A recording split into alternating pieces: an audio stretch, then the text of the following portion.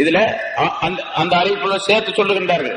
அந்த பனு கல்ப் என்ற கூட்டத்தாருடைய ஆடுகளிலே எத்தனை முடிகள் இருக்கணும் அத்தனை முடிகளுக்கு உம்முடைய உம்மத்திலே பாவங்கள் மன்னிக்கப்படும் என்பதாக சொன்னார்கள் என்றும் அறிவிக்கின்றார்கள். சரி, இதெல்லாம் அந்த இரவுடைய சிறப்பு சொல்லி காட்டக்கூடியதாக அமைந்திருக்கு. இது மூணாவது இந்த தன்மை. நான்காவதாக அல்லாஹ் தஆலாவுடைய மக்ஃபிரத், பாவ மன்னிப்பு. அதான் முதல்ல சொன்னோம், அது திரும்பி சொல். பாவ மன்னிப்பு கிடைக்கும், கண்டிப்பா அல்லாஹ்ட்ட கேட்டா மன்னிப்பு கிடைக்கும். ஆனால் மன்னிப்பு தேடுவதற்கு சில நிபந்தனைகள் இருக்கின்றன. முதல்ல சொல்லியிருக்கலாம், மக்ஃபிரத் இஸ்திக்ஃபார் என்பது வேறு, தௌபா என்பது வேறு. இஸ்திக்ஃபார் என்று சொன்னால் அல்லாஹ்விடத்தில் மன்னிப்பு தேடுவது.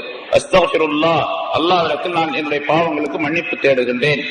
அஸ்தக்ஃபிருல்லாஹல் அலிய்யல் அலீம், மகத்தான உயர்வான அல்லாஹ்விடத்தில் பாவ மன்னிப்பு தேடுகின்றேன். அஸ்தக்ஃபிருல்லாஹல் அலிய்யல் அலீம் அல்லதி லா இலாஹ இல்லாஹு, வணக்கத்திற்குரியவன் அவனை தவிர வேறு எவருமே இல்லையே, அப்படிப்பட்ட அல்லாஹ்விடத்தில் நான் மன்னிப்பு தேடுகிறேன்.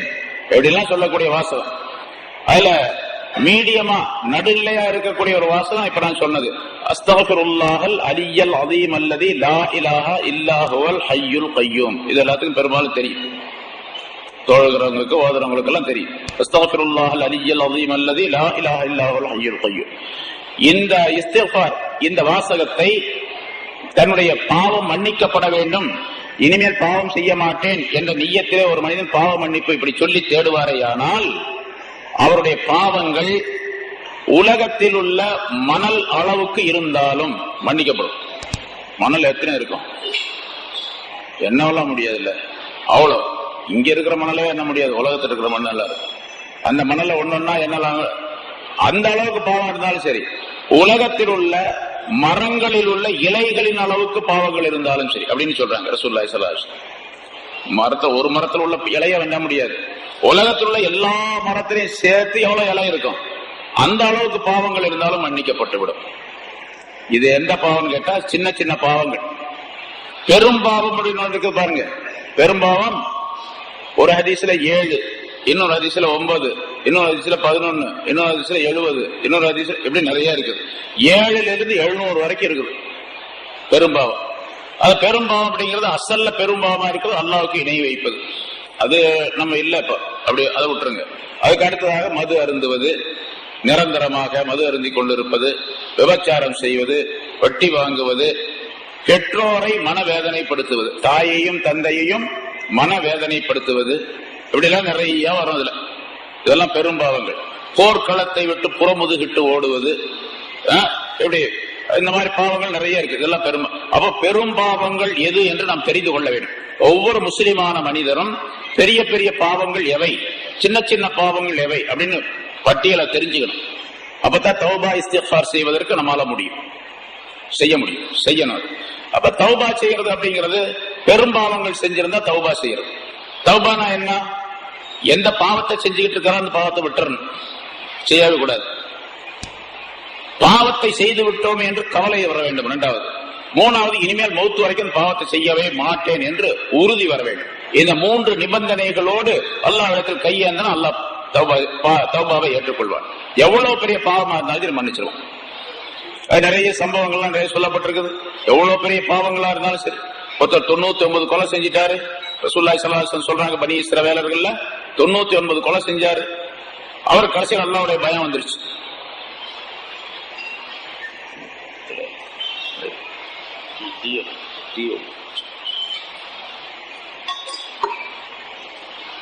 கடைசியில் அல்லாஹ்வுடைய பயம் வந்துருச்சு. அவரு 99 கொலை செஞ்சிட்டமே, இப்ப என்ன பண்றது?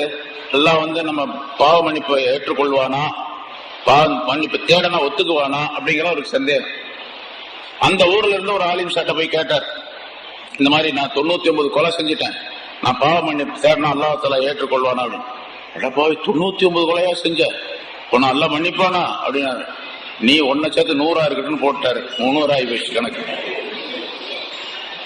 இப்ப மறுபடியும் பயம். ஆனா அவரு தௌபா செய்யணும், இவர் சொன்னதுனால அவருக்கு ஆத்திரம், ஆளை காலி பண்ணிட்டாரு. வெளியே வந்தாரு, எனக்கு தௌபா உண்டா, நான் என்னுடைய தௌபா எல்லாம் ஏற்றுக்கொள்வானா, ஏற்றுக்கொள்வான்னு சத்தம் போட்டுட்டே போனாரு. ஒருத்தருமே பதில் சொல்ல, ஏன்னா அவரையும் காலி பண்ணிட்டாங்க, கேட்கறவங்கள சொல்றவங்கள. அதனால அவங்க பாட்டுக்கு போயிட்டே இருந்தாங்க, இந்த காலத்துல நடக்கிற மாதிரி. பிறகு அவரை ஒருத்தர் சொன்னாரு, இங்க வாப்பா, உனக்கு தௌபா இருக்குதா இல்லையா அப்படிங்கிறது எங்களுக்கு தெரியல, எப்படியாவது இருந்தாலும் இந்த ஊரை விட்டு முதல்ல போக சொல்லணும், அப்பதான் சரியா வரும் அப்படின்ட்டு அவர் என்ன பண்ணாரு, அந்த தெரியாது பக்கத்து ஊர்ல போனீங்கன்னா அங்க ஒரு பெரியவர் ஒருத்தர் இருக்கார், பெரிய ஆலிம்சா ஒருத்தர் இருக்கார், அவர்கிட்ட போய் கேட்டீங்கன்னா உனக்கு கரெக்டா ஜட்ஜ்மெண்ட் பண்ணிடுவார் அப்படின்னு சொல்லி சரி இவர் அந்த ஊரை நோக்கி போனார். அப்படியா, அந்த ஊரை போய் பார்த்து அவரை போய் கேட்டுக்கலாம் அப்படின்னு சொல்லிட்டு போறார். போன உடனே வழியில போயிட்டே இருக்கும்போது கொஞ்சம் பாதி வழியில போனாரு, கல்லு தட்டி கீழே விழுந்தார், மௌத்தா போயிட்டார். என்ன தௌபா செய்யல, அவரு தௌபா செய்யறதுக்காண்டி கவலைப்பட்டு கஷ்டப்பட்டு மன வேதனையோடு போயிட்டு இருக்கிறார், இறந்து போயிட்டார். இறந்து போன உடனே வானுலகத்திலிருந்து 2 மலக்குகளும் வந்தாங்க. வேதனைக்குரிய மலக்குகளும் வந்தார்கள், சொர்க்கத்திற்குரிய மலக்குகளும் வந்தாங்க. வந்து நல்லவராக இருந்தா மோமினா இருந்தா சொர்க்கத்திலிருந்து கபன் கொண்டு வரப்படும், வாசனை திரவியங்கள் கொண்டு வரப்படும். கெட்டவராக இருந்தால் நரகத்திலிருந்து கபன் கொண்டு வரப்படும் என்றெல்லாம் ஹதீஸ்ல வந்திருக்கா இல்ல முன்னால சொல்லி இருக்கிறோம். அது 2 பேரும் வந்துட்டாங்க. இங்க இவர் எங்களுக்கு உள்ள ஆள் தான், இந்த ரூஹ் எங்களுக்கு உள்ளதுதான், இந்த ரூஹ் எங்களுக்கு உள்ளதான். 2 பேரும் சண்டை போட்டுக்கிறாங்க அவங்க மலக்குகள்.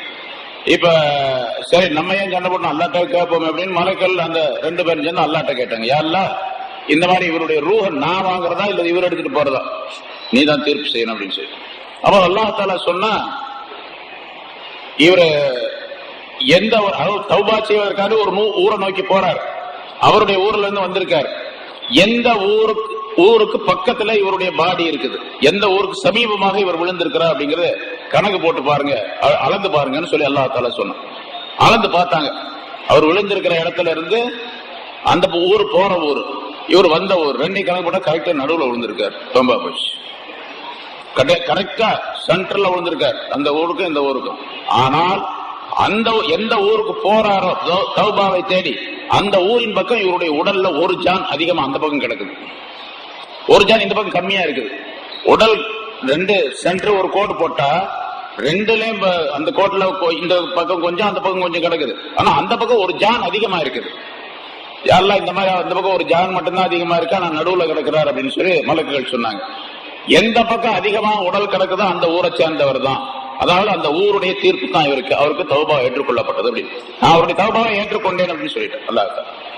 அப்ப எவ்வளவு பெரிய பாவமா இருந்தாலும் அல்லாஹ் தஆலா மன்னிச்சிருவான், மனமுருகி அல்லாஹ் தஆலா இடத்துல கேட்குவார். அது அவ்வளவு பெரிய சந்தோஷப்படுறான் அல்லாஹ் தஆலா. மன்னிப்பு தேடனா எவ்வளவு பெரிய சந்தோஷம். அதுக்கும் ஒரு சம்பவத்தை ரசூலுல்லாஹி ஸல்லல்லாஹு அலைஹி வஸல்லம் சொல்லுகின்றார்கள். ஒரு ஆள் பிரயாணம் போறார், நீண்ட பிரயாணம் போறார், தன்னுடைய குதிரையின் மீது ஏறி அந்த குதிரையில அவருக்கு வேண்டிய டிரெஸ், அவருக்கு வேண்டிய சாப்பாடு, எல்லா பொருள்களை எல்லாம் எடுத்து வச்சுக்கிட்டு போயிட்டு இருக்கிறார். நீண்ட தூரம் போனதுனால களைப்பு ஏற்பட்டு போய் கடைசியில் என்ன பண்றாரு, ஒரு இடத்துல இறங்கி ஒரு மரத்தடியில குதிரையை கட்டி வச்சுவிட்டு இவர் படுத்து தூங்கிடுறாரு. எந்திரிச்சு பாக்குறாரு, குதிரையும் காணா, சோத்தையும் காணா, குதிரை போயிடுச்சு, அது பாட்டுக்கு எங்கேயோ போயிடுச்சு, யார் எடுத்துட்டு போனாங்கன்னு தெரியாது.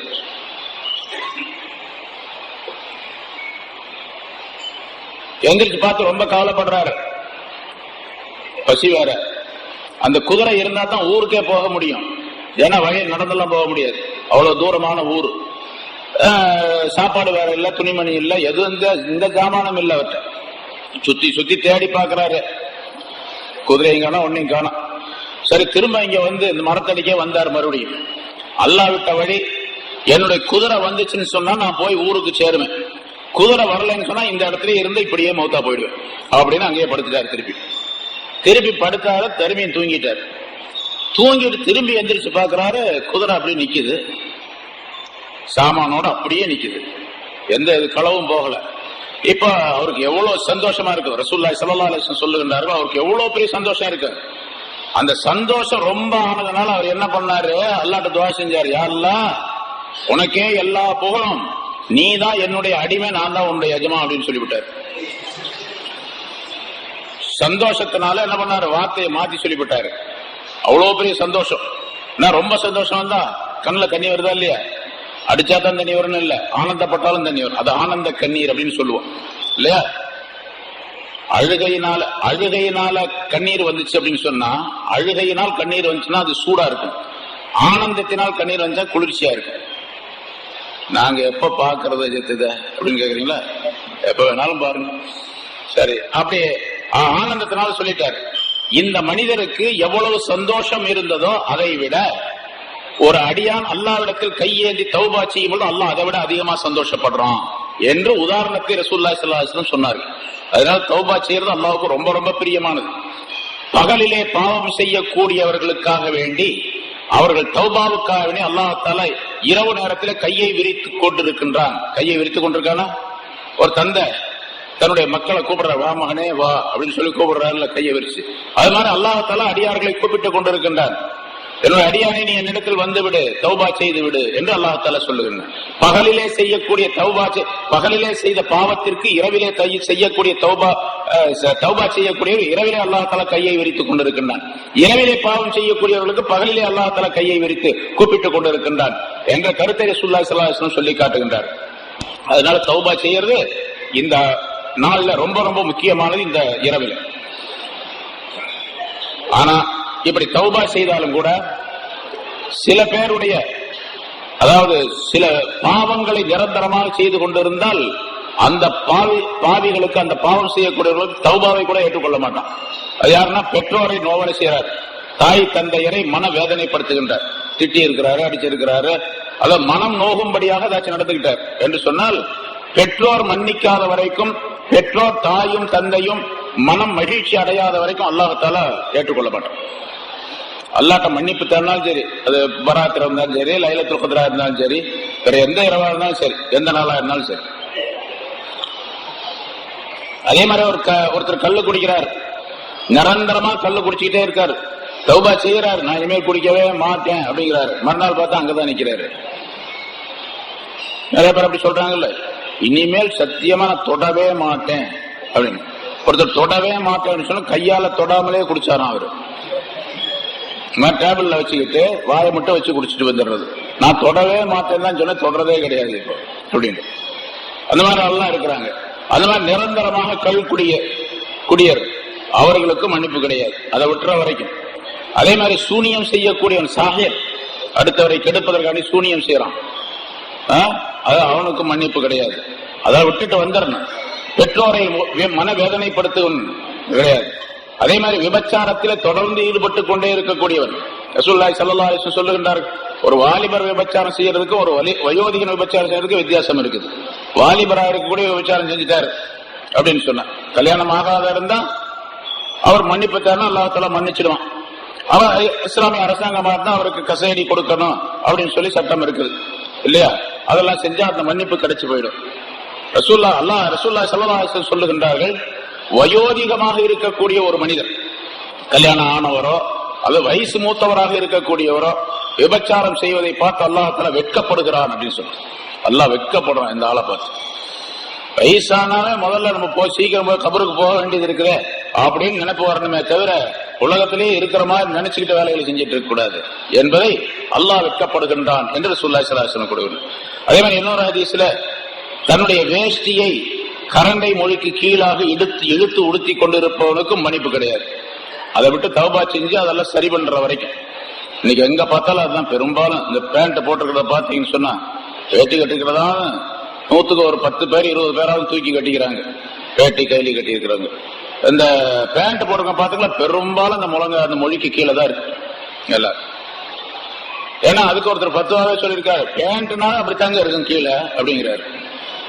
பேண்ட்னாலும் அப்படித்தான் இருக்கு அப்படின்னு சொன்னா, அப்ப அப்படி அவன் அப்படி திருந்தவே மாட்டான். அதனால பேண்டா இருந்தாலும் சரி, பைஜாமாவா இருந்தாலும் சரி, கைலியா இருந்தாலும் சரி, வேட்டியா இருந்தாலும் சரி, எதுவா இருந்தாலும் சரி, அந்த கரண்டை மொழிக்கு மேல இருக்கணும். கரண்டை மொழிக்கு கீழே இருப்பது நரகத்தை சார்ந்தது என்று ரசூலுல்லாஹி ஸல்லல்லாஹு அலைஹி வஸல்லம் சொன்னாங்க. நரகத்துக்கு தான் போகும் அது. அவர் நரகத்துக்கே தகுதியானவர் என்பதாக சொல்லப்பட்டு இருக்கின்றது. அதனால கரண்டை மொழிக்கு மேல அந்த கைலியோ பேண்டோ ஏதோ, அதனால ஒன்னும் நஷ்டம் வந்து இப்படி போட்டா எல்லாம் வந்து ஷேம்ங்கிறாங்க எதிர்த்து அப்படிங்கிறான் ஒருத்தன் பையன். ஷேம் அப்படிங்கிறான். என்னடா அமனமாவ போற ஷேம்ங்கிறதுக்கு கொஞ்சம் மேல இருக்க அவ்வளவுதான், நீ கீழே இழுத்து கொடுத்துரு, அதுதான் ஷேம். நீ இழுத்து உடுத்திட்டு போற அதான் ஷேம். அவனை பார்த்து நீ சொல்லு ஷேம் என்னடா இப்படி போடுற, கீழே இழுத்துப்பட்டு எல்லா பீ மூத்திரம் எல்லாத்தையும் இழுத்துக்கிட்டே போறதுல அப்படின்னு சொல்லு அவனை பார்த்து அப்படின்னு. இந்த இடத்துல தான் ஒரு நாள் உட்கார்ந்து ஒரு பையன் சொல்றான், நாளைக்கு முன்னால, என்னப்பா இப்படி உடுத்திருக்கிற, இப்படி பேண்ட் இவ்வளவு இருக்கு, தொழுவும் போது தூக்கி விட்டுக்கிறான், சுருட்டி விட்டான். அந்த சுருட்டி விட்டது மட்டும் 1.5 முழம் இருக்குது. சுருட்டி விட்டதே 1.5 முழம் இருக்குது, அவ்வளவு பெருசு சுருட்டி விட்டான். இப்படி எல்லாம் உடுத்தக்கூடாது அப்படின்னா ஃப்ரெண்ட்ஸ் எல்லாம் பார்த்து ஷேம் பண்றாங்க அப்படிங்கிறான். நல்ல வேலை ஷேவ் பண்றாங்கன்னு சொல்லாம ஷேவ் பண்றாங்க அப்படின்னு சொல்லிட்டு போனோம். அது மாதிரி கைலிய அந்த இதை இழுத்து கொடுத்து அந்த ஆளுக்கு மன்னிப்பு கிடைக்காது. அவரும் சரியாக தன்னை ஆக்கிக் கொள்ற வரைக்கும். அப்ப இப்படி சில பேர் இவர்கள் எல்லாம் தௌபா செய்து தன்னை மாற்றிக் கொள்வதாக உறுதி எடுத்துக்கொண்டால் அல்லாஹ் தஆலா பாவத்தை மன்னிப்பான் அப்படின்னு அர்த்தம். அஞ்சாவது விஷயம், இந்த இரவிலே அல்லாஹ் தஆலா ரசூலுல்லாஹி ஸல்லல்லாஹு அலைஹி வஸல்லம் அவருடைய ஷஃபாஅத்தை தருகின்றார். ஷஃபாஅத் கியாமத் நாள்ல கிடைக்கும். அதுக்கு இந்த இரவிலே அல்லாஹ் தஆலா இடத்துல கேட்டுக்கொள்வது. அல்லாஹ் இடத்தில் கேட்டுக்கொண்டால் வர்சுக்னா ஷஃபாஅத்தஹு அப்படின்னு துஆ ஓதுறோமா இல்ல? பாங்கு துஆல அல்லாஹும்ம ரப்ப ஹாதிஹி தாவத்தி தாம்மா என்று வரக்கூடிய துஆல வர்சுக்னா ஷஃபாஅத்தஹு, எங்களுக்கு ரசூலுல்லாஹி ஸல்லல்லாஹு அலைஹி வஸல்லம் உடைய ஷஃபாஅத்தை தருவாயாக என்பதாக. ரசூலுல்லாஹி ஸல்லல்லாஹு அலைஹி வஸல்லம் உடைய ஷஃபாஅத் பெரும்பாவங்கள் செய்தவர் அனைவருக்குமே கிடைக்கும் என்பது ரசூலுல்லாஹி ஸல்லல்லாஹு அலைஹி வஸல்லம் வாக்கு. அதனால கியாமத் நாள் நபி அவருடைய ஷஃபாஅத் கிடைப்பது அது மிகப்பெரிய பாக்கியம். அது மிகப்பெரிய பாக்கியம். அந்த ஷஃபாஅத் கிடைக்க வேண்டும் என்பதை இந்த இரவிலே கேட்டுக்கொள்ள வேண்டும். இமாம் ஸமக்ஷரி ரஹ்மத்துல்லாஹி அலைஹி அவர்கள் சொல்லுகின்றார்கள், ரசூலுல்லாஹி ஸல்லல்லாஹு அலைஹி வஸல்லம் அவர்கள் இந்த ஷாபான் மாதத்திலே, இன்னொரு அறிவிப்புல அந்த ஹஜ்ஜுடைய நாள் அப்படின்னு சொல்லப்பட்டிருக்கு. இந்த ஷாபான் மாதத்தின் இந்த அறிவில இந்த ஷாபான் மாதத்திலே 13வது நாள் இரவிலே அல்லாஹ் தஆலாவிடத்துல யா அல்லாஹ் என்னுடைய உம்மத்தினர் அனைவருக்கும் பாவத்தை நீ மன்னித்து விட வேண்டும் என்று கேட்டார்கள். 3இல் 1 பகுதியினருக்கு மன்னிப்பை நான் வழங்குகின்றேன் என்று அல்லாஹ் தஆலா வாக்களித்தான். ரசூலுல்லாஹி ஸல்லல்லாஹு அலைஹி வஸல்லம் 14வது இரவு ஒன்றும் கேட்டார்கள். இன்னொரு 3இல் 1 பங்கினருக்கு அல்லாஹ் தஆலா வாக்களித்தான், சொன்னான், அவன் கொடுத்தான். இந்த 15வது நாள் இரவும் கேட்டார்கள். சரி, உங்கள் உம்மத்தினர் அனைவருக்குமே நான் மன்னிப்பளித்து விட்டேன் என்று அல்லாஹ் தஆலா சொன்னான் என்று இமாம் ஸமக்ஷரி ரஹ்மத்துல்லாஹி அலைஹி அவர்கள் சொல்லுகின்றார்கள். எல்லாருக்குமே நான் மன்னிப்பளித்து விட்டேன். இல்லா மன் ஷர்ரத அனில்லாஹி ஷுரூதல் பகீர், முரண்டு செய்யக்கூடிய ஒட்டகத்தை போன்று அல்லாஹ்விடத்தில் வராமல் முரண்டு செய்து கொண்டிருக்கக்கூடிய மனிதர்களை தவிர, ஈமான் கொள்ளாதவர்களை தவிர. அவங்களுக்கெல்லாம் கிடைக்காது. முரண்டு செய்யறதுன்னு சொன்னா ஈமான் கொள்ள முடியாது, அல்லாஹ்வை நம்ப முடியாது அப்படின்னு சொல்லிட்டு முரண்டு பண்ணிட்டு இருக்கிறான், விதண்டாவாதம் பண்ணிட்டு இருக்கிறான், அதுவும் அல்லாஹ்வுடைய சட்டங்களை நிராகரிச்சுக்கிட்டு இருக்கிறான். அந்த மாதிரி மனிதர்களுக்கு தவிர மற்ற எல்லாருக்கும் மன்னிக்கப்படும் என்று ரசூலுல்லாஹி ஸல்லல்லாஹு அலைஹி வஸல்லம் சொன்னதாக குறிப்பிடுகின்றார்கள். நம்ம அங்க இன்னொரு விஷயத்தையும் சிந்திக்க வேண்டும்.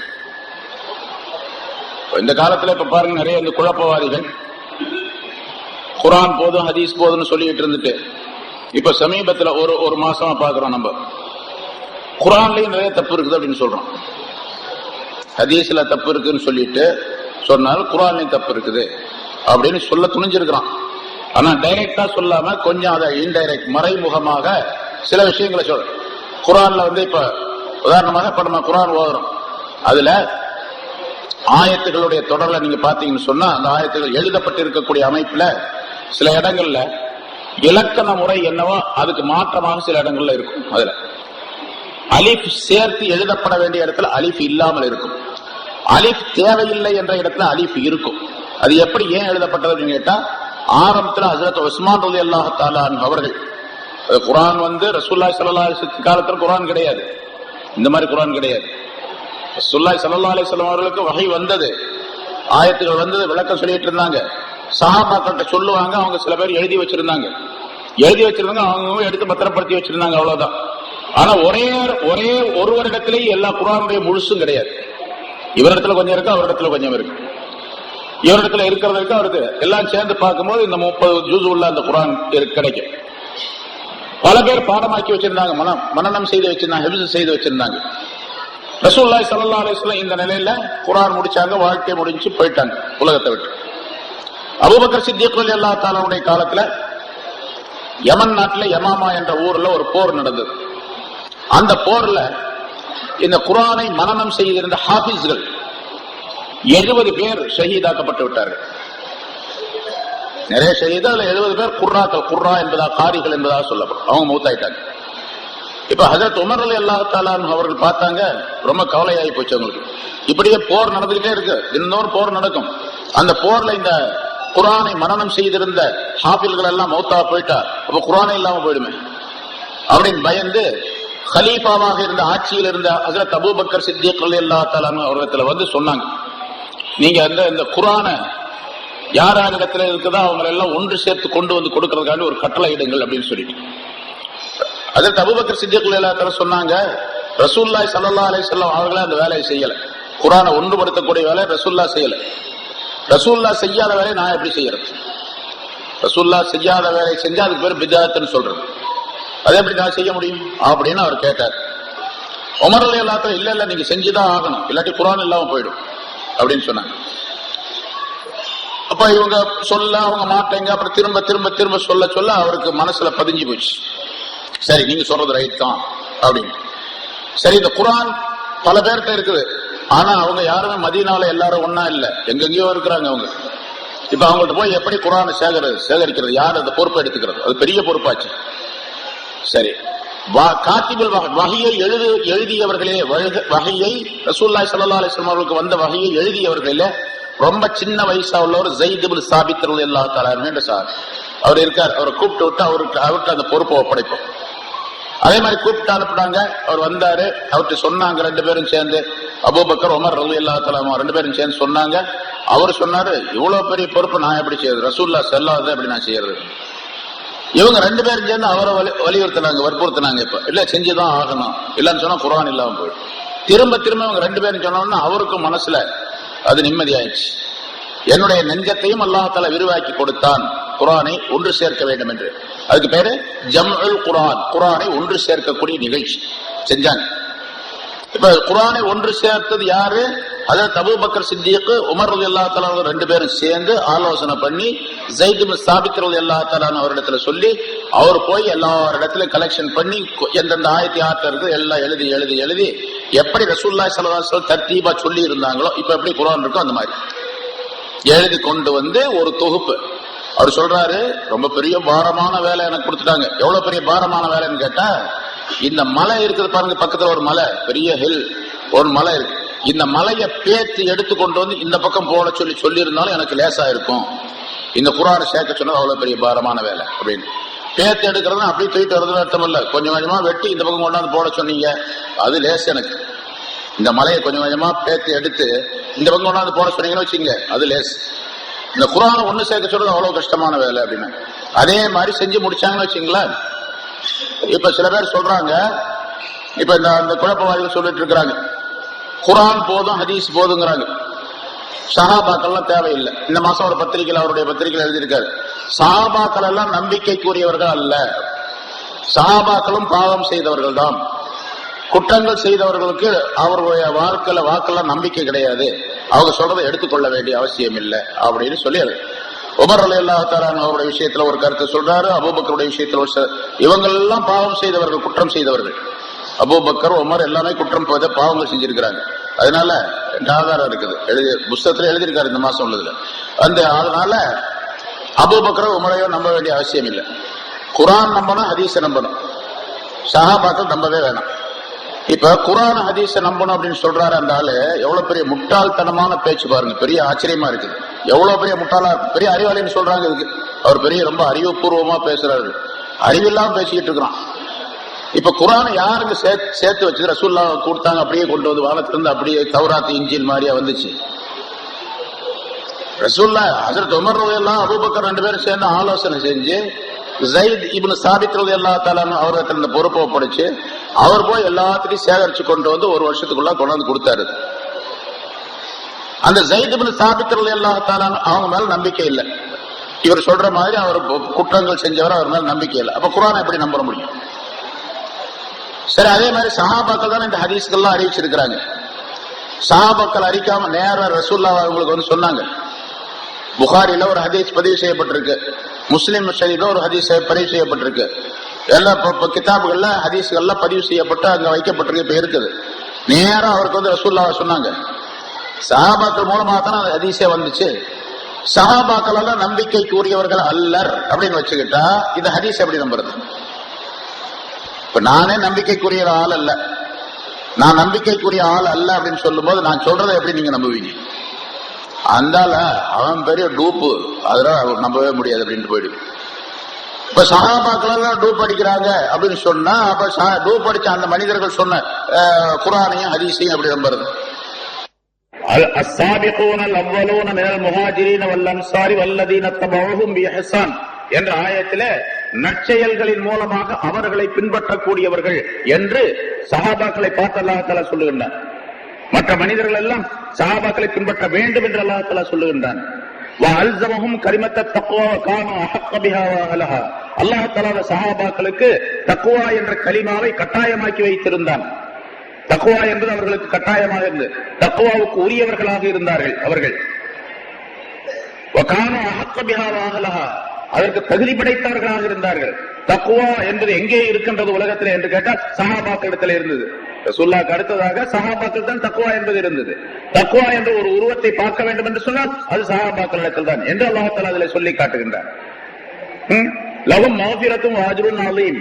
அந்த சஹாபாக்களை பற்றி வரிசையா சொல்லிட்டு வந்து லஹும் மக்ஃபிரத்தும் வஅஜ்ருன் அலீம், அந்த சஹாபாக்களுக்கு மன்னிப்பும் மகத்தான் நற்கூலியும் உண்டு, அதாவது சொர்க்கம் உண்டு என்று அல்லாஹ் தஆலா சொல்றான். அல்லாஹ் சொல்றான் அவர்களுக்கு மன்னிப்பு உண்டு, சொர்க்கம் உண்டு, தக்வாவுக்கு உரியவர்கள், அவர்கள் பின்பற்றப்பட தகுந்தவர்கள் என்றெல்லாம் அல்லாஹ் சொல்றான். இவர் சொல்றாரு சஹாபாக்கள் நம்பிக்கைக்கு உரியவர்கள் அல்ல அப்படின்னு சொல்றாரு. எவ்வளவு பெரிய அநியாயம் பாருங்க.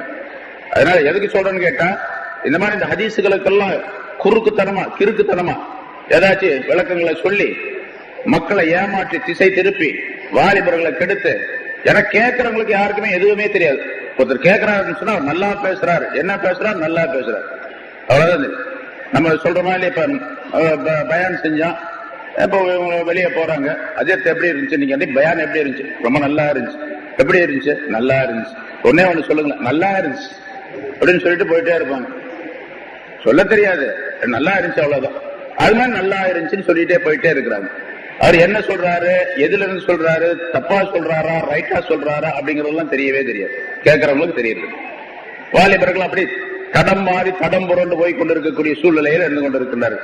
அதனால அந்த விஷயங்கள்லாம் இப்ப என்ன எதுக்காக சொல்லணும்னு கேட்டா, குர்ஆனும் நம்பிக்கைக்குரியதல்ல, ஹதீஸும் நம்பிக்கைக்குரியதல்ல என்ற வரைக்கும் வந்திருக்கிறாங்க. இப்ப அப்படின்னா என்ன அர்த்தம், அவன் முஸ்லிமே அல்ல காபிருங்கிறதுக்காக இருந்தாங்கன்னு அர்த்தம். முஸ்லிமானவனே அல்ல அப்படின்னு அர்த்தம். ஏன்னா குர்ஆன் இப்ப ஹதீஸ் ஜகாத்தை மறுக்கிறாங்க. வயசுல ஒரு தடவை கொடுத்தா போதும், கொடுக்கப்பட்ட பொருள் ஒரு தடவை கொடுத்தா போதும், கொடுக்கப்பட்ட பொருளுக்கு திருப்பி கொடுக்க வேண்டியதில்லை அப்படின்னு சொன்னாலே காபிர்னு அர்த்தம் வந்துடும் ஆட்டோமேட்டிக்கா. ஏன்னா லொஹர் தொழுக வேண்டியதில்லை அப்படின்னு ஒருத்தர் சொன்னார். மீதி 4 நேரம் தொழுதா போதும், சுபு தொழுக வேண்டியதில்லை, லொஹர்ல இருந்து லொஹர் அஸ்ர் மக்ரிப் இஷா தொழுதா போதும், சுபு கொஞ்சம் கஷ்டமான வேலை, அதனால அந்த 2 ரக்காத்தை வஜா பண்ணி விட்டுடுவோம் அப்படின்னு சொல்லிட்டு சுபு தொழுக வேண்டியதில்லை அப்படின்னு சொல்லிட்டு சில ஆதாரங்களை காட்டுறாருன்னு வச்சுங்க. அப்ப அவர் என்ன சொல்லுவோம், காபிர்னு சொல்லுவோம்.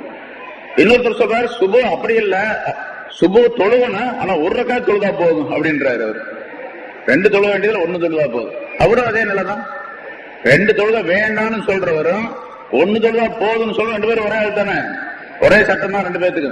அதே மாதிரி ஜக்காத்து வயசு ஜக்காத்து கொடுக்கவே வேண்டியதில்லை என்று சொல்பவரும், ஜக்காத்து 1 தடவை கொடுத்தா போதும் வயசுல அப்படின்னு சொல்றவர் 2 பேரும் ஒருத்தர் தான்.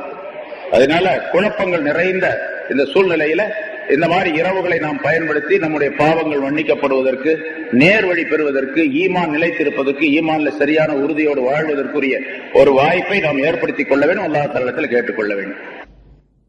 அடுத்ததாக இந்த இரவில நாம் செய்ய வேண்டியது, நமக்கு மன்னிப்பு தேடுவதோடு நம்மில இறந்து விட்டவர்களுக்காக அவங்களுக்காக மன்னிப்பு தேட வேண்டும். இறந்து விட்டவர்களுக்கு மட்டுமல்ல, இருக்கக்கூடியவர்களுக்கும் சேர்த்து மன்னிப்பு தேட வேண்டும். நம்முடைய பெற்றோர்கள், உறவினர்கள், மற்றவர்களா இருக்கிறாங்க, அவங்களுக்கும் நாம் சார்பாக அவர்களுக்கு மன்னிப்பு கேட்க வேண்டும் அல்லாஹ் தஆலாவிடத்தில். என்னுடைய பெற்றோருடைய குற்றங்களை மன்னித்து விடுவாயாக, பாவங்களை மன்னித்து விடுவாயாக, என்னுடைய உறவினர்கள், சொந்தக்காரர்கள், மற்றவர்கள் யார் யார் நமக்கு தெரிகின்றார்களோ அவர்களுக்கெல்லாம் மன்னிப்பு கேட்க வேண்டும். அது நல்லவர்களாக இருந்தாலும் சரி, கெட்டவர்களாக இருந்தாலும் சரி, எல்லாத்துக்கும் மன்னிப்பு கேட்க வேண்டும். குறிப்பாக இறந்து விட்டவர்களுக்காக வேண்டி மன்னிப்பு கேட்பது. அதுல ரசூலுல்லாஹி ஸல்லல்லாஹு அலைஹி வஸல்லம் அவர்கள் கபர்ல போய் துஆ கேட்டிருக்கிறாங்க, கபிரிஸ்தானுக்கு போய் என்ற காரணத்தினால் அங்கே சென்று துஆ கேட்பது முஸ்தஹப்பான காரியம், நல்ல காரியம் என்பதாக சொல்லப்பட்டிருக்கின்றது. ஏன்னா ஸல்லல்லாஹு அலைஹி வஸல்லம் அவர்கள் ஆயிஷா ரலியல்லாஹு தஆலா அன்ஹா அவர்கள் அறிவிக்கின்றார்கள், இந்த 15வது இரவிலே ஸல்லல்லாஹு அலைஹி வஸல்லம் அவர்கள் என்னிடத்துல வந்தார்கள், கொஞ்ச நேரம் படுத்தாங்க, அப்புறம் எந்திரிச்சு வெளியே போனாங்க. அடிக்கடி ஒவ்வொரு வருஷம் சொல்லப்பட்ட ஹதீஸ். எனக்கு சந்தேகம் வந்துச்சு, என்னுடைய அதாவது ஸல்லல்லாஹு அலைஹி வஸல்லம் அவருடைய மற்ற மனைவியருடைய வீட்டுக்கு போகிறாரு போல இருக்குது அப்படின்னு நினைச்சுக்கிட்டு நான் எந்திரிச்சு வெளியே போனேன்.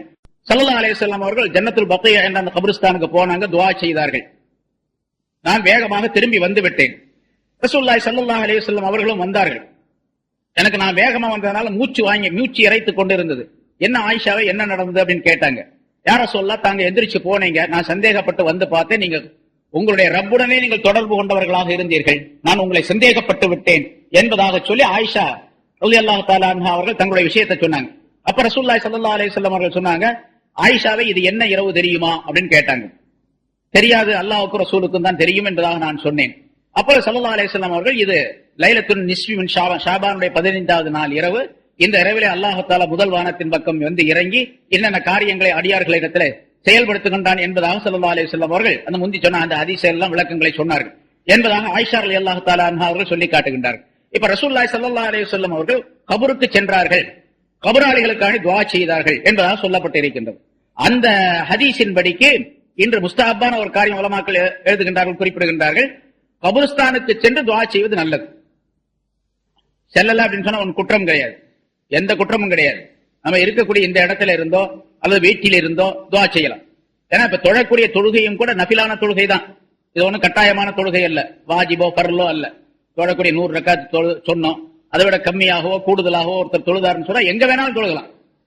இன்னும் சொல்ல போனா நீங்க மஸ்ஜிதில தொழுகிறதை விட வீட்டுல தொழுகிறது நல்லது, தொழுவதை விட வீட்டுல தொழுகிறது ரொம்ப நல்லது. ஏன்னா இந்த தொழுகையுடைய பரக்காத்துகள் வீட்டில ஏற்படும், மற்றவர்களுக்கு எல்லாத்துக்கும் சேர்த்து ஏற்படக்கூடிய சூழ்நிலை ஏற்படும். அது வீடு வசதி இல்லாதவர்கள் இங்கேயும் தொழுகலாம், மஸ்ஜிதிலையும் தொழுகலாம். மஸ்ஜித் அல்லாஹ் தஆலாவுடைய வீடு என்ற காரணத்தால் அதை விரும்பி தொழக்கூடியவர்கள் இந்த இடத்துல தொழுதா அதுவும் நன்மைக்குரியதுதான், அதுல ஒன்றும் பிரச்சனைகள் இல்லை. சரி, இப்ப ஸல்லல்லாஹு அலைஹி வஸல்லம் கபரிஸ்தானுக்கு போனாங்க, துஆ செய்தாங்க. ஆக கபரிஸ்தானுக்கு போகக்கூடியவர்களாக இருந்தால், போகக்கூடிய ஒரு சூழ்நிலை ஏற்பட்டால், இப்ப கபரிஸ்தான் ஆரம்பத்திலே உங்களுக்கு சொன்னா லைட்டை போட்டு அதை போட்டீங்க, பிஜாத்தான தவறான பல காரியங்களை செய்து கொண்டிருக்கின்றார்கள். அங்க நம்ம அந்த வேலையெல்லாம் ஈடுபடக்கூடாது. கபருக்கு போனோம்னா என்ன பண்ணணும்? ஸல்லல்லாஹு அலைஹி வஸல்லம் அந்த ஒழுக்கங்களை சொல்லி தருகின்றார்கள். அஸ்ஸலாமு அலைக்கும் யா தார கௌமின் முஃமினீன், மூமினான கௌமுகளுடைய மூமினான மக்களின் வீடே, வீட்டுடையவர்களே, உங்களின் மீது சலாம் உண்டாவதாக என்று சலாம் சொல்ல வேண்டும். கபராளிக்கு சலாம் சொல்ல வேண்டும்.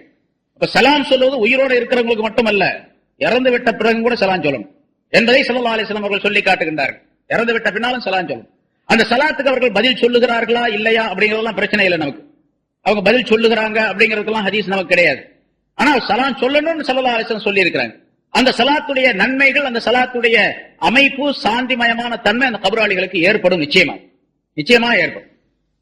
பிறகு அப்படி போன பின்னால, அப்படி சலாம் சொன்ன பின்னால அவர்களுக்காக வேண்டி துஆ செய்ய வேண்டும். அவர்களுக்காக வேண்டி, அவர் யார் வலியுல்லாவா இருந்தாலும் சரி, நம்முடைய பெற்றோரா இருந்தாலும் சரி, வேற உறவினர்களாக இருந்தாலும் சரி, மற்ற கௌமுகளா மற்ற முஸ்லிம்களாக இருந்தாலும் சரி, முஸ்லிம்களுக்கு மட்டும்தான் செய்யணும், முஸ்லிம் அல்லாதவர்களுக்கு கபருக்கு போய் செய்யக்கூடாது. ஒருத்தர் கேட்டார், அப்படி முஸ்லிம்களுக்கு மட்டும் துஆ செய்யணுமா, முஸ்லிம் அல்லாதவங்களுக்கு துஆ செய்யணுமான்னு கேட்டார்.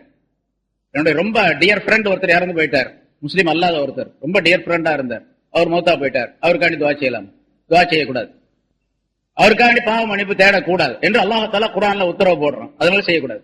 முஸ்லிம்களுக்கு மட்டும்தான் இஸ்திக்பார், பாவ மன்னிப்பு தேடுவதோ அல்லது துஆ செய்வதோ முஸ்லிம்களுக்கு மட்டும் இருக்க வேண்டும். சரி, துஆ செய்ய வேண்டும். கபரிஸ்தானுக்கு போய் அல்லாஹ் தஆலா இடத்துல துஆ செய்யறதே தவிர கபர்ல இருக்கக்கூடியவர்களிடத்துல கேட்டு துஆ செய்யறதோ அல்லது அவங்கள துஆ செய்யும்படியாக கேட்டுக்கொள்றதோ அல்ல. யா அல்லாஹ், இவருடைய இந்த கபரில் இருக்கக்கூடிய என்னுடைய பெற்றோர், என்னுடைய தாயோ தந்தையோ மற்றவர்களோ, அவர்களுடைய பாவத்தை நீ மன்னிப்பாயாக, அவர்களுக்கு நீ அருள் செய்வாயாக, அவர்களுக்கு உன்னுடைய ஜன்னத்தை தருவாயாக, நரகத்தை விட்டு அவர்களை பாதுகாப்பாயாக, உன்னுடைய ரஹமத்தை நீ வழங்குவாயாக, உன்னுடைய நெருக்கத்தை கொடுப்பாயாக என்றெல்லாம் துஆ செய்ய வேண்டும்.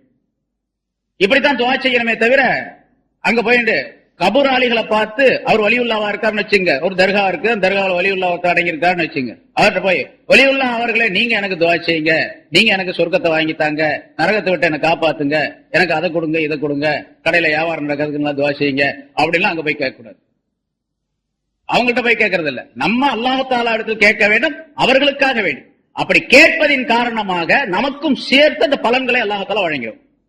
நம்ம என்ன கேட்கிறோமோ அவருக்காக வேண்டி அதை நமக்கும் அல்லாஹ் தஆலா கொடுத்துரும்.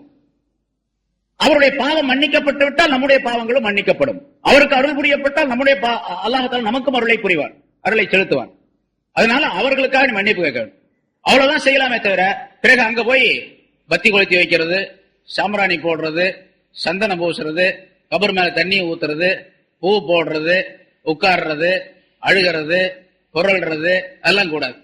எல்லாமே ஹராம் ஷிர்கான காரியங்கள். அது பூரா சந்தனம் பூசுறதோ பூ போடுறதோ. சில பேர் பூவை எடுத்துட்டு போவாங்க.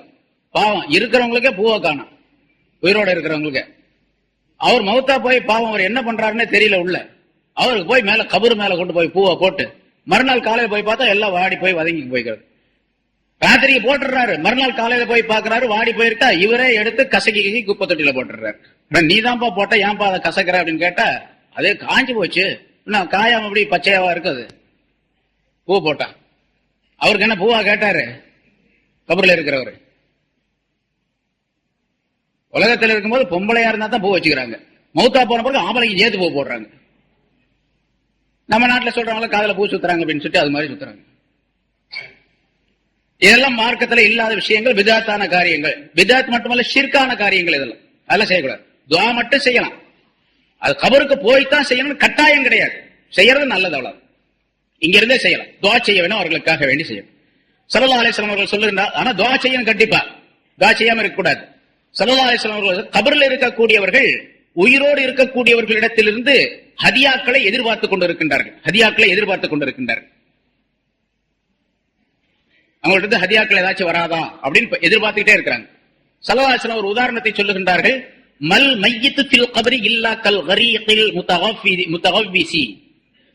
கபரில் இருக்கக்கூடிய ஒரு மையத்தானது ஒரு மனிதன் தண்ணீரிலே விழுந்து மூழ்கி கொண்டிருக்கின்றான். ஆனா நீச்சல் தெரியாதவன், நீச்சல் தெரியாது, தண்ணீர்ல விழுந்துட்டான். காப்பாத்துறதுக்கு அபய குரல் எழுப்புகின்றான். யாராலும் காப்பாத்துங்களே காப்பாத்துங்களே, தண்ணியில விழுந்துட்டேன் காப்பாத்துங்களேன்னு சத்தம் போடுறான். இப்ப தண்ணியில விழுந்து நீச்சல் தெரியாத ஒரு மனிதன் எப்படி அபய குரல் எழுப்பி மற்றவர்களை உதவிக்கு அழைத்துக் கொண்டிருக்கின்றான், அதுபோன்று கபரில் இருக்கக்கூடிய மையத்து இருக்கின்றது என்பதாக குறிப்பிடுகின்றார். யாராவது எனக்கு ஏதாச்சும் கொடுக்க மாட்டீங்களா அப்படின்னு கேட்டுக்கிட்டே இருக்கிறாங்க. ஏதாச்சும் கொடுக்க மாட்டீங்களா, ஏதாவது ஹதியாக்கள் அனுப்பி வைங்க, அந்த ஹதியாக்களின் காரணமாக என்னுடைய குற்றங்கள் மன்னிக்கப்பட்டு எனக்கு நல்ல நிலைமை ஏற்படட்டும் என்பதாக ஒரு பெரியார் குறிப்பிடுகின்றார்.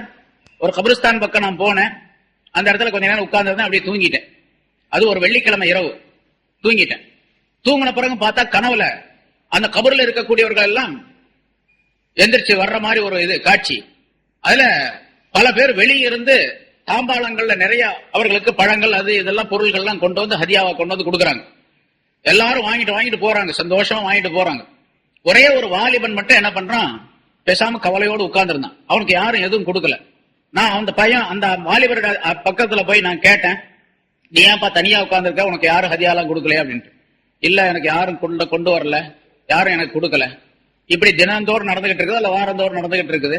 அவங்களுக்கு எல்லாம் ஹதியா வருது, வாங்கிட்டு போறாங்க, எனக்கு ஒருத்தரும் கொண்டு வந்து கொடுக்கறதே இல்லை என்று அந்த வாலிபன் சொன்னான். நீ யாரு அப்படின்னு சொல்லி நான் கேட்டேன் அந்த வாலிபன்ட்ட. அப்ப நான் இன்ன குடும்பத்தை சேர்ந்தவன், என்னுடைய தாயார் இருந்தாங்க, நான் இறந்து போகும்போது என்னுடைய தாயார் இருந்தாங்க. என்னுடைய தாயார் வேறொரு கணவனை திருமணம் செய்து கொண்டு என்னை கவனிக்காம விட்டுட்டாங்க. அதனால என்னை பற்றிய நினைப்பு அந்த தாயாருக்கு இல்ல, அதனால எனக்கு எந்த ஹதியாக்களும் வருவதில்லை அப்படின்னு சொன்னாங்க. அந்த வாலிபர் சொன்னாரு, இந்த மாதிரி எனக்கு தாயார் இருந்தார், ரெண்டாவது கல்யாணம் பண்ணிட்டு என்ன மறந்துட்டாங்க அப்படின்னு சொல்லிட்டு. நான் திடீர்னு முழிச்சுக்கிட்டேன். அந்த பெரியவர் சொல்றாரு, நான் முழிச்சுக்கிட்டேன். அவர் சொன்ன அடையாளங்களை வைத்து நான் அந்த வீட்டுக்கு போனேன். என்னுடைய வீடு நீங்க இருக்குது, இந்த இடத்துல இருக்குன்னு சொன்னார். அதனால அந்த வீட்டுக்கு போனேன். வீட்டுல போய் கதவை தட்டி, உங்களுக்கு ஒரு மகன் இருந்தாரா, ஒரு பெண்ணு வந்து திறந்தாங்க, உங்களுக்கு மகன் இருக்கிறாரான்னு கேட்டேன். குழந்தைகள் இருக்காங்க. இல்ல எனக்கு எந்த குழந்தையும் கிடையாது அப்படின்னு சொல்லிட்டு அந்த பெண்ணு சொல்லிச்சு. நல்லா யோசனை பண்ணி பாருங்க, குழந்தை இல்லைன்னு சொல்றீங்களா, இந்த வீடு தானே அடையாளம் சொல்லப்பட்டது எனக்கு அப்படின்னு. யார் அடையாளம் சொன்னாங்க அப்படின்னு. இல்ல நான் இந்த மாதிரி அவருக்கு நடந்த அந்த கனவு நிகழ்ச்சியை சொல்லி காட்டினார். இந்த மாதிரி நீங்க ரெண்டாவது கல்யாணம் பண்ணிட்டு பையனை மறந்துட்டதாக சொன்னேன், இந்த நிகழ்ச்சி ஏற்பட்டிருக்கு, அந்த உங்களுடைய மகன் வந்து இந்த மாதிரி கவலையாக ஆக்கப்பட்டிருக்காரு, அவருக்கு யாரும் ஹதியா கொடுக்கறது இல்ல, அவருக்கு ஒரு நல்ல சூழ்நிலை ஏற்படுறது இல்லை அப்படின்னு சொல்லி சொன்ன உடனே அந்த பெண் அழ ஆரம்பிச்சுட்டாங்க. அழ ஆரம்பிச்சோன்னா, உண்மைதான் ஷேக் அவர்களே, நான் வந்து தவறாக சொல்லிட்டேன், என்னுடைய குழந்தைய நான் மறந்துட்டேன், என்னுடைய மகனை மறந்துட்டேன், கல்யாணம் பண்ணதுனால இந்த உலக வாழ்க்கையில நான் ஈடுபட்டு இருந்துட்டேன், இப்ப என்ன செய்யணும் அப்படின்னு சொல்லி. அப்ப இவர் சொன்னாரு, அந்த உங்களுடைய மகனுடைய பேரால ஏதாவது ஒரு தர்மம் செய்யுங்க, சதக்கா செய்யுங்க, அல்லாஹ்தால அவருடைய காரியத்தை லேசாக்கி வைப்பான் அப்படின்னு நான் சொன்னேன். அப்ப அந்த பெண்மணி உடனே 1000 திரகங்களை என்னிடத்தில் எடுத்து கொடுத்து, 1000 திரகங்களை கொடுத்து, என்னுடைய மகனுடைய பெயரால இதை நீங்க சதக்கா செஞ்சிருங்க அப்படின்னு சொல்லி என்கிட்ட கொடுத்தாங்க. நான் உடனே அதை வாங்கிட்டு போய் அதே மாதிரி சதக்கா செஞ்சுட்டேன். இதனுடைய நன்மைகளை அந்த வாலிபருக்கு சேர்த்து வைக்க வேண்டும் அப்படின்னு நியத்து பண்ணி அதை நான் கொடுத்துட்டேன்.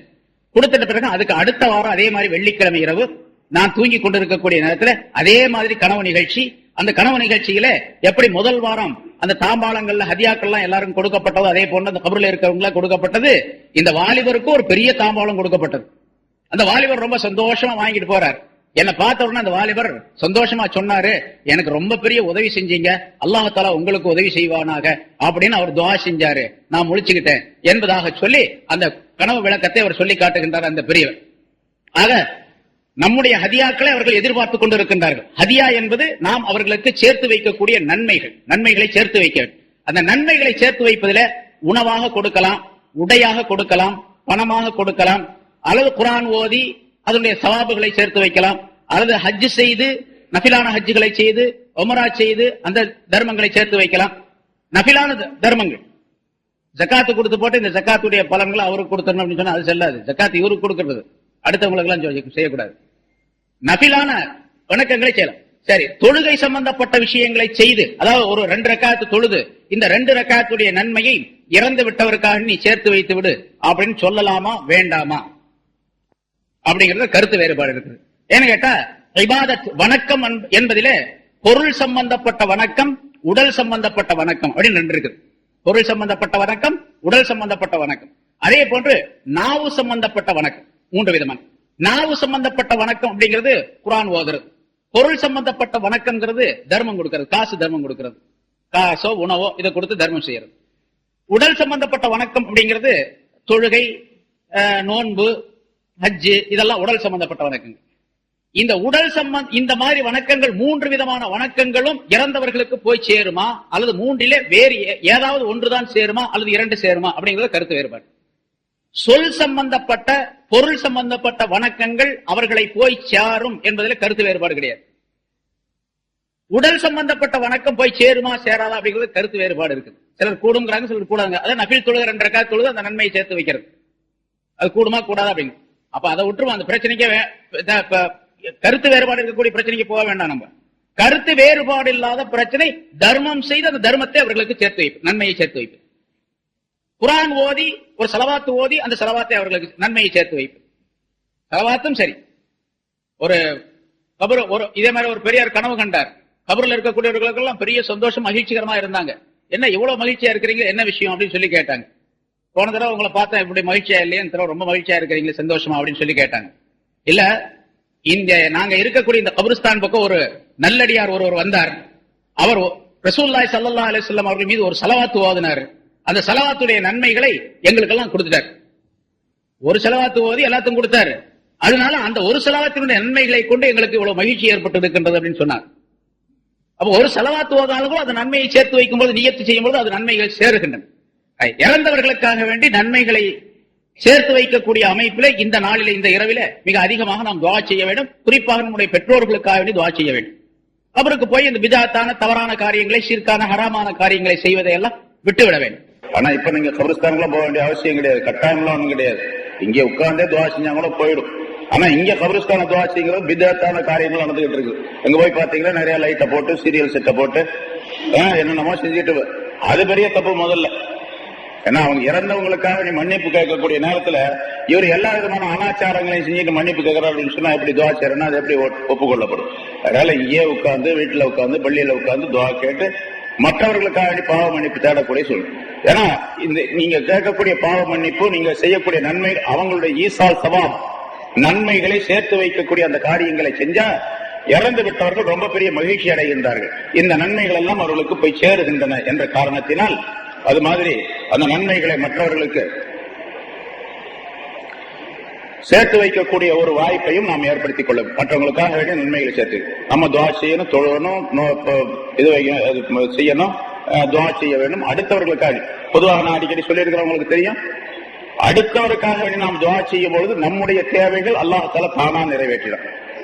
அடுத்தவங்களுக்காக துஆ செஞ்சுக்கிட்டே இருக்காரு, இவர் கணக்கு கேட்கறதே கிடையாது என்று இருந்தால் இவருக்கு என்ன தேவையோ அல்லாஹ் தஆலா அதை இவர் கேட்காமலேயே கொடுத்துரும். அதனால ஒரு புனிதமான இரவு அப்படின்னு சொல்லும் போது இந்த காரியங்களை செய்து கொள்ள வேண்டும். இப்ப இந்த இரவு உண்மையிலேயே இல்லைன்னு வச்சுங்க, அவங்க சொல்ற மாதிரி இந்த இரவு இருக்கிறதுனால தான் இவ்வளவு பேர் கூடுறாங்க. இங்க வந்து இப்படி ஒரு இரவு அப்படின்னு இருக்கிறதுனால வந்து இந்த அளவுக்கு இப்போ ஒரு 1000-2000 பேர் இருப்பாங்க, 1500 பேர் இருப்பாங்க அப்படின்னு வச்சுங்க. உதாரணத்துக்கு 1000 பேரா இருக்குன்னு வச்சுங்க. இந்த 1000 பேரை ஒரு கூட்டம் போட்டு, ஒரு மீட்டிங் போட்டு, ஒரு பேச்சாளரை கூப்பிட்டு அல்லது சிறந்த பேச்சாளர்களை கூப்பிட்டு பேசுறதுக்காக ஏற்பாடு செஞ்சு இந்த கூட்டத்தை கூட்டுறதா இருந்தா கிட்டத்தட்ட ஒரு 20-30,000 ரூபாய் செலவு பண்ணணும். விளம்பரம் பண்ணணும், நோட்டீஸ் அடிக்கணும், அப்புறம் யாரு பிரச்சாரம் பண்றாங்களோ அவங்கள கூப்பிட்டு வரணும், அவரை தங்க வைக்கணும், அவங்களுக்கு சாப்பாடு கொடுக்கணும், அப்புறம் டீ கொடுக்கணும், பிஸ்கட் கொடுக்கணும், சம்சா கொடுக்கணும், எல்லாம் சேர்ந்து கிட்டத்தட்ட 20-30,000 ரூபாய் செலவு. இப்ப எந்த செலவும் இல்லாம என்ன டீ எல்லாம் கொடுத்தாங்களே, செலவு இல்லையா? அது எப்ப ரெகுலரா கொடுக்கறது, இங்க கொடுக்கறது. ஸ்பெஷல் கூட்டம் ஒண்ணு போட்டோம்னா அதுக்கு ஸ்பெஷலா செலவு பண்ண வேண்டியது. அதனால அந்த மாதிரி செலவு எல்லாம் வர்றாங்க அப்படின்னு சொன்னா அது இந்த இரவு என்ற ஒரு பரக்கத்தினால, பராத்திரவு என்ற ஒரு பரக்கத்தினால வர்றாங்க. அதனால அதை பயன்படுத்தி மக்களுக்கு சொல்லக்கூடிய ஒரு வாய்ப்பு ஏற்படுகிறது. அதுவே மிகச்சிறந்த ஒரு காரியம். அதனால அந்த நேரத்துல இந்த மாதிரி இரவுகள்ல குறிப்பா இப்ப என்ன சொன்னமோ அதையெல்லாம் செய்யக்கூடிய ஒரு 5 விஷயம் உங்களுக்கு சொல்லப்பட்டது. அதையெல்லாம் பரிபூர்ணமாக செய்து அல்லாஹ் தஆலாவிடத்திலிருந்து நல்ல பலன்களை பெறக்கூடிய பாக்கியத்தை உண்டாக்கி கொள்ள வேண்டும். அதுக்குரிய தௌஃபீக் அல்லாஹ் தஆலா நம் அனைவருக்கும் தந்தருள்வானாக. சய்யிதினா முஹம்மதின் வ அலா ஆலி சய்யிதினா முஹம்மதின் வ பாரிக் வஸல்லிம் அலைஹி. اللهم إنا نسألك العفو والعافية والمعافاة الدائمة. اللهم إنا نسألك من خير ما سألك منه نبيك وحبيبك سيدنا محمد صلى الله عليه وسلم، ونعوذ بك من شر ما استعاذك منه نبيك وحبيبك سيدنا محمد صلى الله عليه وسلم، وأنت المستعان وعليك البلاغ ولا حول ولا قوة إلا بالله العلي العظيم. ربنا اغفر لنا وارحمنا ولآبائنا ولأمهاتنا ولأساتذتنا ولمشايخنا ولإخواننا ولأخواتنا ولأحبابنا ولجيراننا ولمن له حق علينا ولمن أوصانا بالدعاء ولجميع المؤمنين والمؤمنات والمسلمين والمسلمات برحمتك يا أرحم الراحمين. ربنا آتنا في الدنيا حسنة وفي الآخرة حسنة وقنا عذاب النار.